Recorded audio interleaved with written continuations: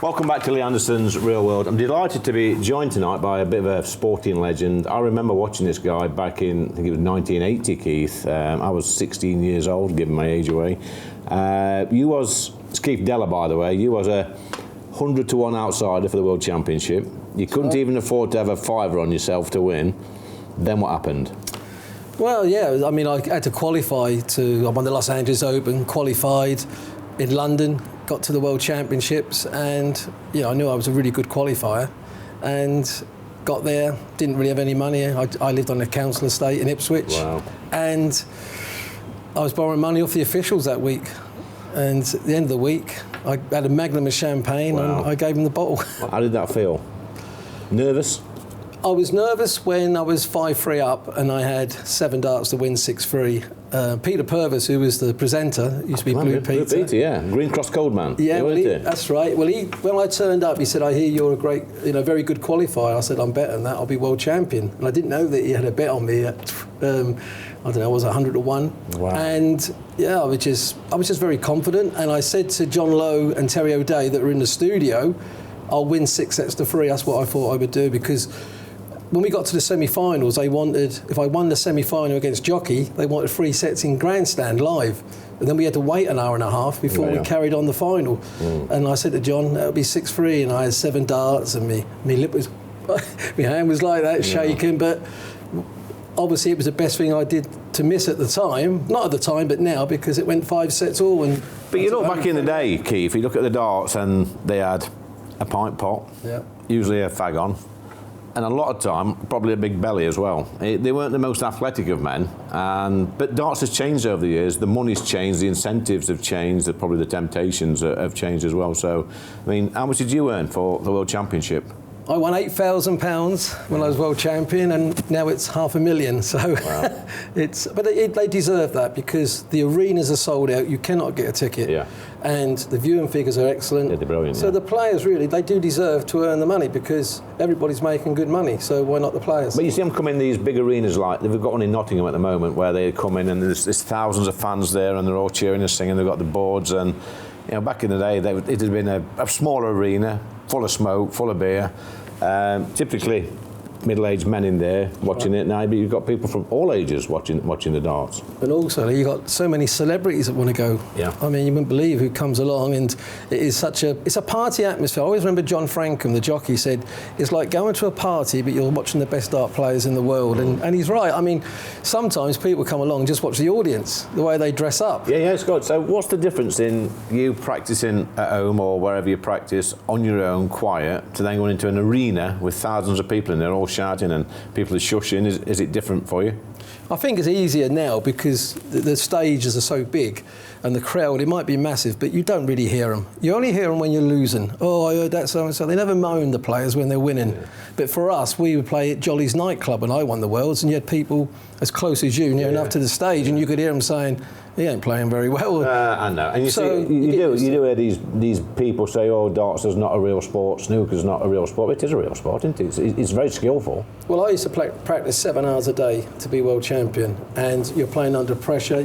It's not like a team game where you could have a bad game but your team wins. Yeah. You're just up there, you're trying your best, you put the hard work in. These players do practice a lot, and they are under a lot of pressure because they're in the scrutiny all the time now. They're on TV every month of the year.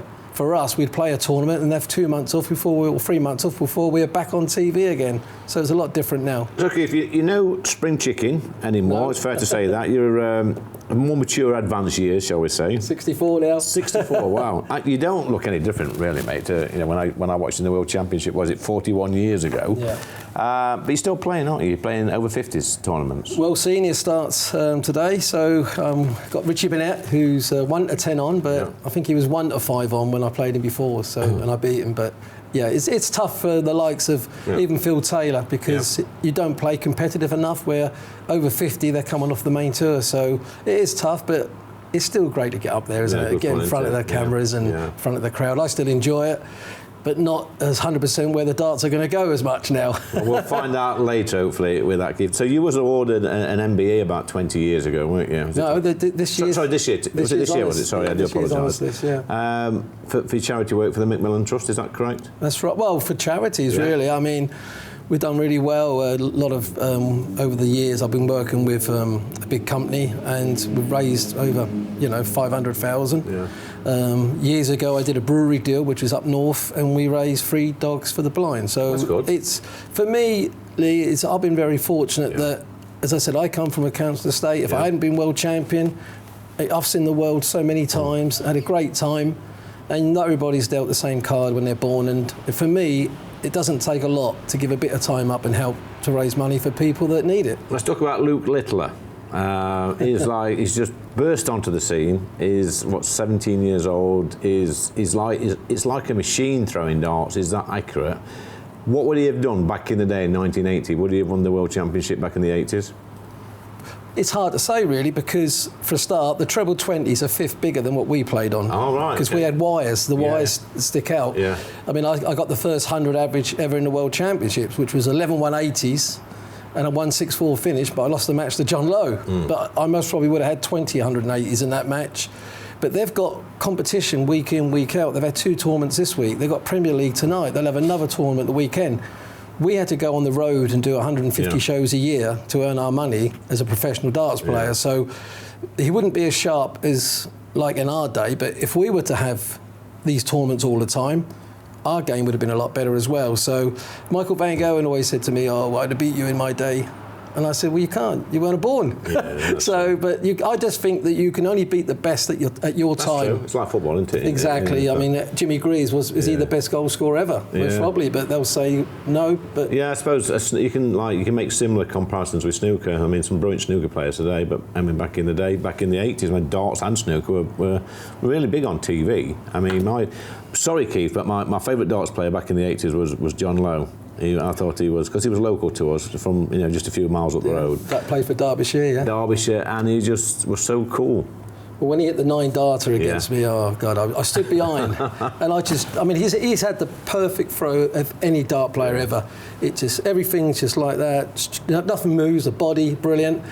And when he went 180, and he's gone treble 17, and then treble 8, and I just went like that. Don't shout out. Yeah. I just knew that was going in, and I always remember Jockey Wilson had just lost the game before, and Jockey's not the greatest loser. Yeah. And John come back in the room and went, "Who's going to buy me a drink?" And I can't say what Jockey said, but I mean, he won £102,000. Wow. And then I played John in the quarterfinals when I had the first 100 average, and I went 180, treble 20, just on the wire, treble 15. I'd love to have got that back. But to me, John was like a real professional. I still do shows with John.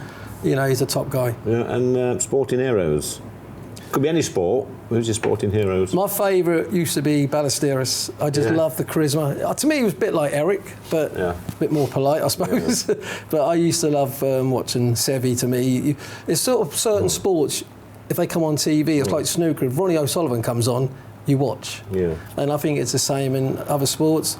I mean, football for me, I'm an Ipswich boy.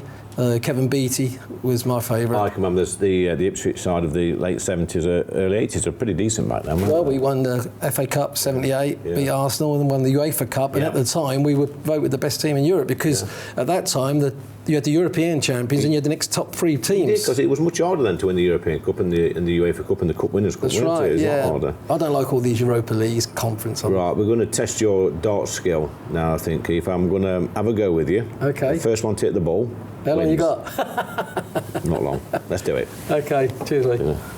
So I'm at the hockey with former world champion Keith Deller. He's been practicing for about 10 hours. I'm cold, by the way. We're going to have a little bit of a competition. It's first to hit the ball. Look, he's banging them in now straight away. It's not very fair, but I'm going to have a go. Keith, best of British, sir. Thank you. May the best man win. No such thing as a friendly. Right. I want to get it first shot. Oh, go on. Oh! That's just a measurer. This one. Ah. Right. Not sure which one was your best dart there. I'm not sure. Here you are, young man. Right. There we go. Right in the middle. Oh, that's not far away. Is that a blocker? It's a blocker. Oh, it's a blocker. In the middle. Oh! Is about an inch away. Let's have a go. Thought I got it. This could go on all day. Right, this time. Oh, that's a blocker. Make sure you get this one on, because that's a good shot. Oh. Oh. I keep That's the making trouble with noises. long darts. Block the bullseye there. Yeah, there's too much distraction at the back. Can you be quiet, please, at the back? You're putting me off my stride. It's a lot easier with noise. Oh, good one. Hey, He's there done she it. is. There He's she beat is. me. He's beat me. Well done, mate. Cheers, Lee. That was a good game. I enjoyed that, mate. So You are lucky there. Yeah. Could have done a bit of the old Sid Waddell commentary. It was brilliant, weren't it, him? Oh, it's great. I mean, what good Sid did was when it was a bad game, some of the stuff, it went over our heads, but it was good. He actually, for television watching it, he was sometimes more entertaining than the darts itself. So I agree. He was a producer of Indoor League many years ago, but yeah, we had some great commentators then. Dave Lanning, Sid Waddell, John Gwynn. It was brilliant. Oh, brilliant, mate. Thanks for coming. Thanks, Lee. All the best. Thank you. Brilliant.